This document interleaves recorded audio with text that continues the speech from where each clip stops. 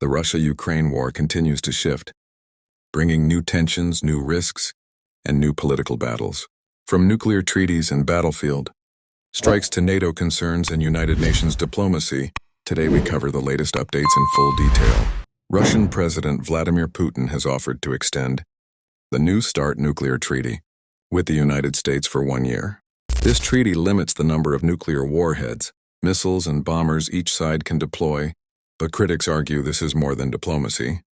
They believe Putin is playing for time, using the treaty as leverage while continuing his war in Ukraine. In Washington, officials remain cautious, asking, is this a genuine offer or a strategic distraction? In Ukraine, the war on the ground shows no sign of slowing. Kyiv accuses Russia of deliberately striking civilian neighborhoods with drones and missiles. Moscow, on the other hand, insists that Ukrainian drones are crossing into Russian territory. Both sides deny responsibility for civilian casualties. But for ordinary families, the suffering is real, with entire cities scarred by destruction and thousands forced underground to survive. Ukrainian President Volodymyr Zelenskyy has launched a new diplomatic offensive. At the United Nations General Assembly, he called for tougher sanctions and stronger international pressure on Moscow. For Ukraine, sanctions are more than an economic tool. They are a weapon aimed at weakening Russia's ability to finance its war machine. Zelenskyy's message is clear. Without global unity, Ukraine cannot stand alone. NATO is on high alert. Reports claim that Russian military aircraft violated Estonian airspace, raising fears of escalation along NATO's eastern borders. Allies are demanding answers, and some are calling for an emergency Security Council session.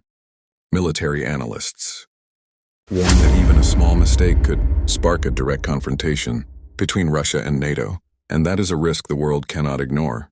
In the midst of these tensions, Ukraine has confirmed up to $3.5 billion in new military funding from NATO allies excluding the United States. This money will be used to purchase advanced defense systems including Patriot missiles and HIMARS rocket launchers.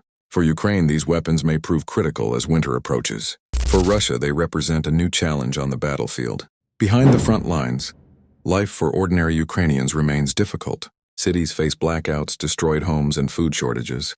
But resilience is everywhere. Children continue school lessons in underground shelters. Volunteers deliver aid, cooking food and distributing supplies. In the darkest hours of war, hope still burns bright. Inside Russia, the government frames the conflict as a defense against NATO expansion. But reality tells a different story. Sanctions are biting. Inflation is rising. In small towns, complaints are growing, louder even if rarely reported on. State-controlled media